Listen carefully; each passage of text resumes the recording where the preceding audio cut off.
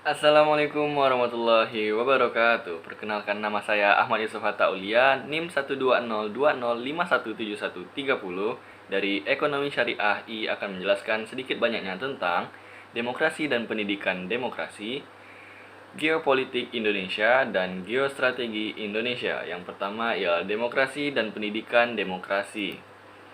Saya akan menjelaskan tentang hakikat demokrasi, demokratisasi demokrasi di Indonesia, sistem politik demokrasi, dan pendidikan demokrasi. Hakikat demokrasi secara etimologis, demos yaitu rakyat, kratos yaitu pemerintahan atau kekuasaan. Secara terminologis, menurut Harris Saussure, demokrasi adalah bentuk pemerintahan rakyat. Karena itu, kekuasaan pemerintahan melekat pada diri rakyat atau orang banyak atau badan yang diserahi oleh pemerintah.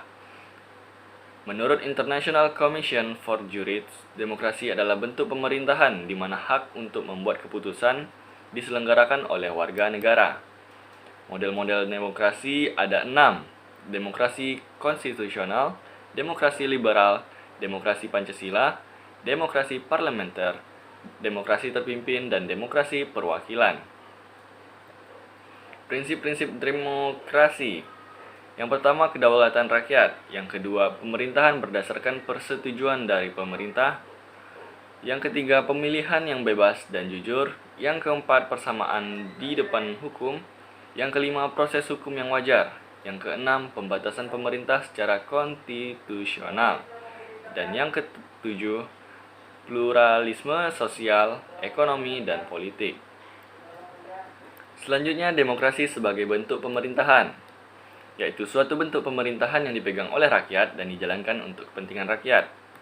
Demokrasi sebagai sistem politik. Sistem politik sebagai demokrasi sejauh para pembuat keputusan kolektif yang paling kuat dalam sistem itu dipilih melalui pemilihan yang adil, jujur, dan berkala.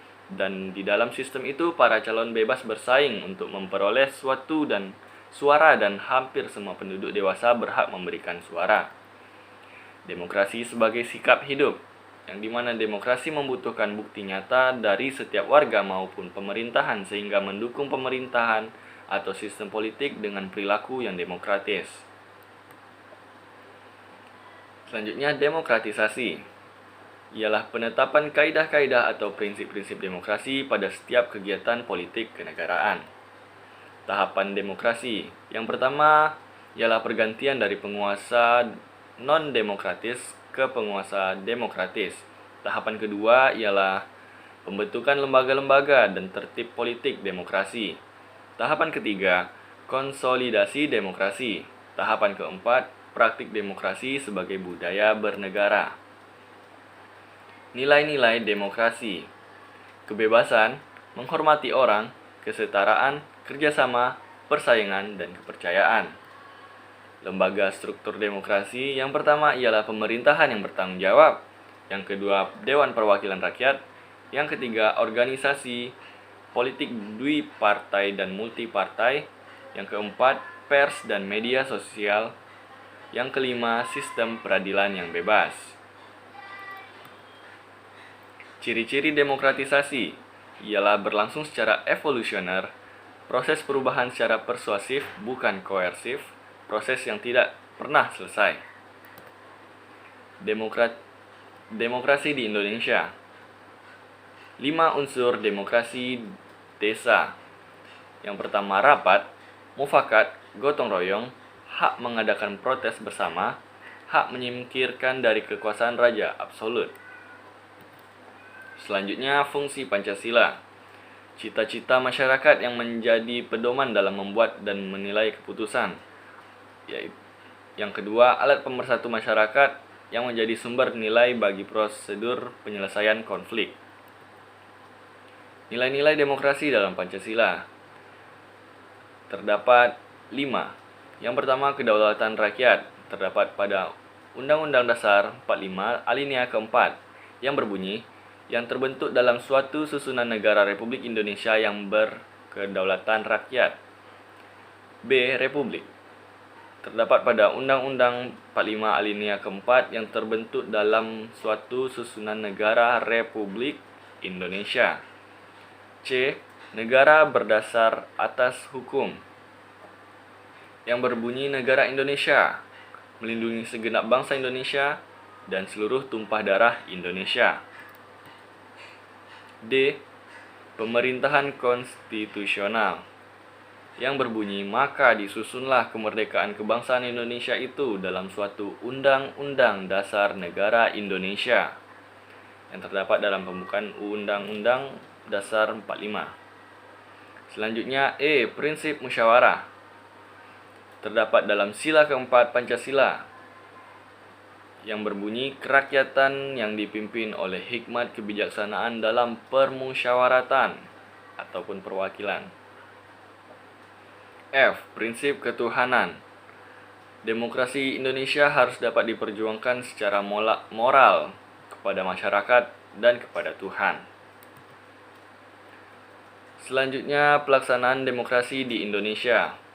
Demokrasi masa revolusi dari tahun 1945 hingga 1950.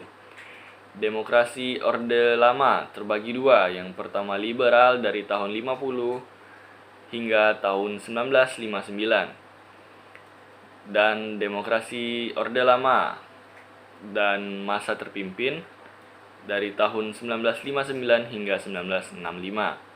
Demokrasi Orde Baru dari tahun 1966 hingga 1998.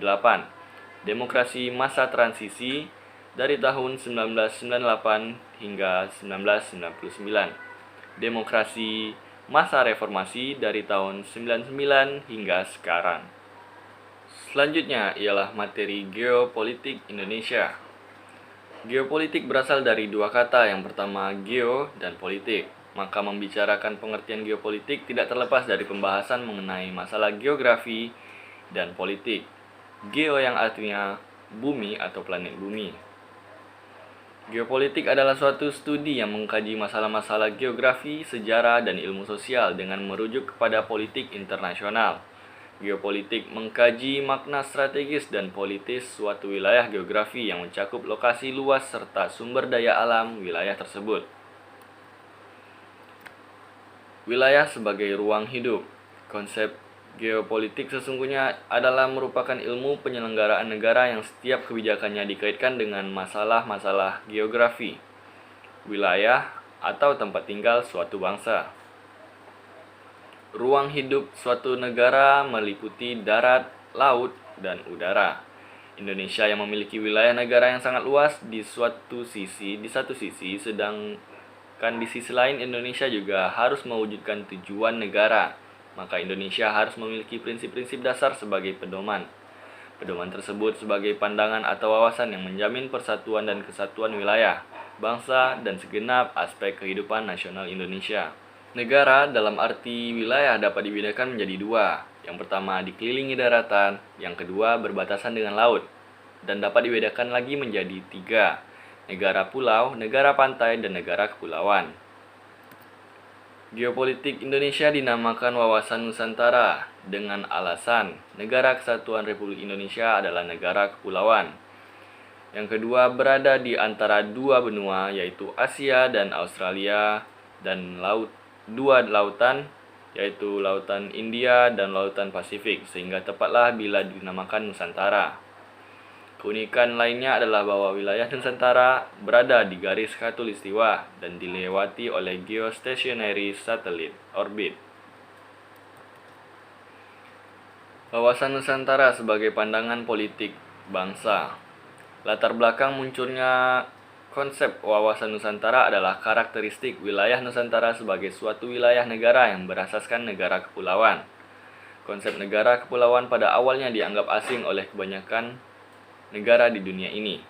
Namun melalui usaha yang gigih dan konsisten, pada akhirnya konsep negara kepulauan diakui oleh banyak negara. Dalam konveksi hukum laut internasional, diakui sebagai bagian ciri khas terdiri dari 4. Yang pertama, yurisdiksi suatu negara. Yang kedua, laut teritorial. Yang ketiga, perairan pedalaman. Yang keempat, ZEE atau landasan kontinen. Implementasi Wawasan Nusantara. Wawasan Nusantara sebagai pancaran falsafah Pancasila wawasan Nusantara dalam pembangunan nasional, wawasan Nusantara dalam kehidupan nasional atau kehidupan sosial, wawasan Nusantara dalam kehidupan pertahanan dan keamanan. Contoh konkret implementasi wawasan Nusantara terdapat dalam 5 bidang. Yang pertama, bidang ideologi, bidang ekonomi, bidang politik, bidang sosial budaya, dan bidang pertahanan dan keamanan. Materi yang terakhir ialah geostrategi Indonesia. Geostrategi berasal dari kata geo yang berarti bumi, dan strategi diartikan sebagai usaha dengan menggunakan segala kemampuan atau sumber daya baik SDM maupun SDA untuk melakukan kebijakan yang telah ditetapkan dalam kaitannya dengan kehidupan suatu negara. Geostrategi diartikan sebagai metode atau aturan-aturan untuk mewujudkan cita-cita dan tujuan melalui proses pembangunan yang memberikan arahan tentang bagaimana membuat strategi pembangunan dan keputusan yang terukur guna mewujudkan masa depan yang lebih baik, lebih aman, dan bermartabat.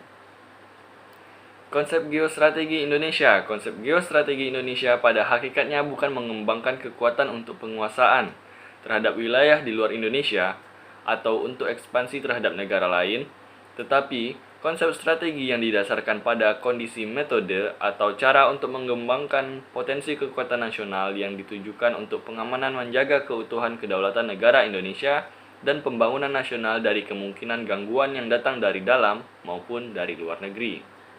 Beberapa tahapan geostrategi Indonesia dari awal pembentukan hingga sekarang. Pada awalnya, konsep geostrategi di Indonesia pertama kali dilontarkan oleh Bung Karno pada tanggal 16 Juni 1948. Selanjutnya, geostrategi Indonesia digagas oleh Sekolah Staf dan Komando Angkatan Darat atau SESKOAD di Bandung tahun 1962. Pada tahun 1965, Lembaga Ketahanan Nasional mengembangkan konsep geostrategi Indonesia yang lebih maju dengan rumusan sebagai berikut.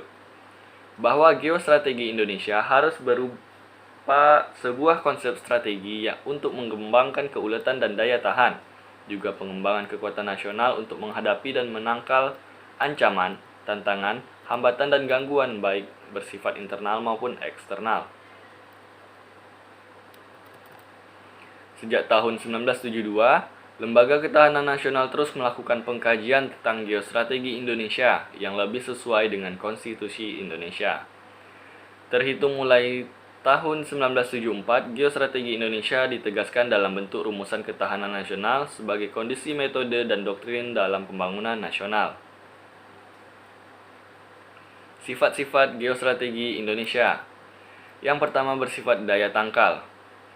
Dalam kedudukannya sebagai konsepsi penangkalan geostrategi Indonesia ditunjukkan untuk menangkal segala bentuk ancaman, gangguan, hambatan, dan tantangan terhadap identitas, integritas, eksistensi bangsa dan negara Indonesia. Yang kedua, bersifat developmental atau pengembangan, yaitu pengembangan potensi kekuatan bangsa dalam ideologi, politik, ekonomi, sosial budaya, hankam sehingga tercapai kesejahteraan rakyat. Tujuan geostrategi Indonesia. Yang pertama, menyusun dan mengembangkan potensi kekuatan nasional baik yang berbasis pada aspek ideologi, politik, sosial budaya, bahkan aspek-aspek alamiah. Hal ini untuk upaya kelestarian dan eksistensi hidup negara dan bangsa dalam mewujudkan cita-cita proklamasi dan tujuan nasional. Yang kedua, menunjang tugas pokok pemerintah Indonesia dalam yang pertama, menegakkan hukum dan ketertiban. Yang kedua, terwujudnya kesejahteraan dan kemakmuran. Yang ketiga, terselenggaranya pertahanan dan keamanan. Yang keempat, terwujudnya keadilan hukum dan keadilan sosial. Yang kelima, tersedianya kesempatan rakyat untuk mengaktualisasikan diri. Selanjutnya, ketahanan nasional. Rumusan ketahanan nasional sebagaimana disusun oleh Lemhanas adalah ketahanan nasional Indonesia adalah kondisi dinamis bangsa Indonesia yang meliputi segenap aspek kehidupan nasional yang terintegrasi, berisi keuletan dan ketangguhan yang mengandung kemampuan untuk mengembangkan kekuatan nasional dalam menghadapi dan mengatasi segala ancaman, gangguan, hambatan, dan tantangan, baik yang datang dari luar maupun dari dalam, untuk menjamin identitas, integritas, kelangsungan hidup bangsa dan negara, serta perjuangan mencapai tujuan nasional.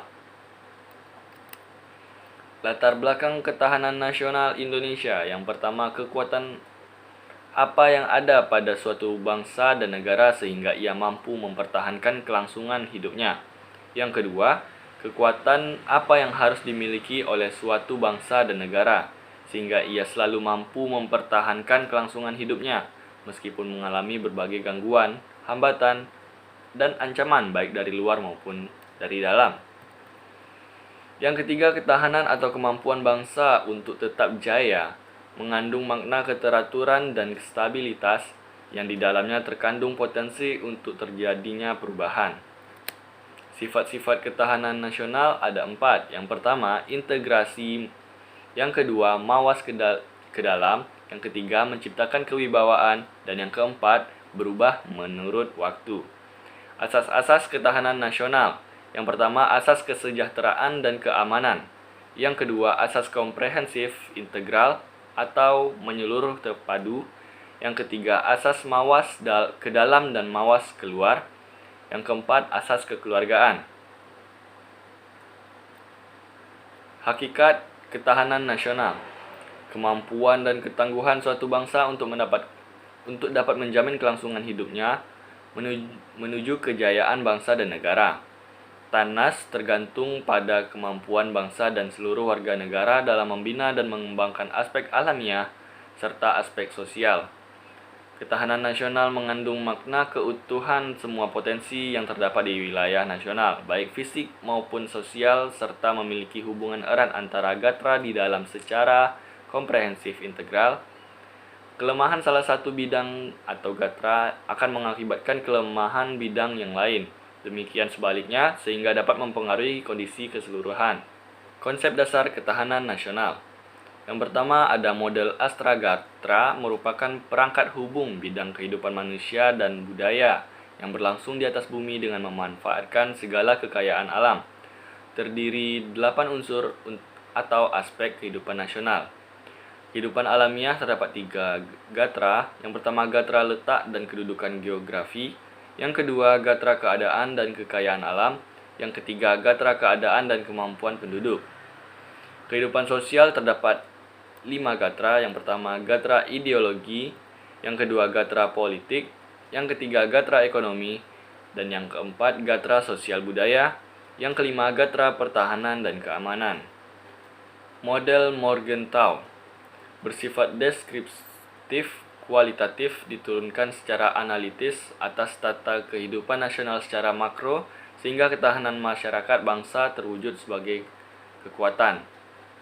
Konsep ketahanan nasional merupakan suatu gambaran dari kondisi sistem kehidupan nasional dalam berbagai aspek pada suatu saat tertentu. Dengan sendirinya, berbagai aspek tersebut memiliki sifat dinamis terutama dalam era global dewasa saat ini. Konsekuensinya, ketahanan tiap aspek senantiasa akan mempengaruhi kehidupan berbangsa dan bernegara. Baiklah, itu saja yang dapat saya sampaikan. Semoga dari 3 materi yang saya sampaikan tersebut dapat dipahami dan dapat menjadi berkah ilmunya. Amin ya robbal alamin. Sekian dari saya mohon maaf apabila ada kesalahan kata atau kekurangan kata. Saya akhiri, wabillahi taufik wal hidayah. Assalamualaikum warahmatullahi wabarakatuh.